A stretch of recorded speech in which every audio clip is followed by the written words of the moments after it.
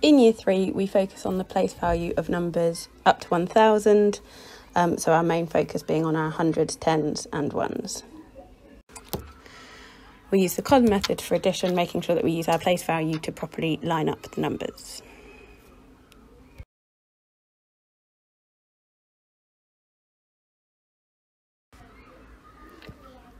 We also use the column method in subtraction.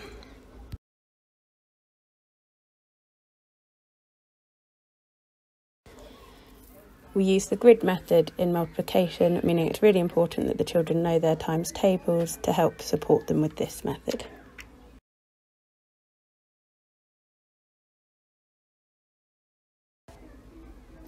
It's also really important that children know the division facts for the times tables to help them with our division methods.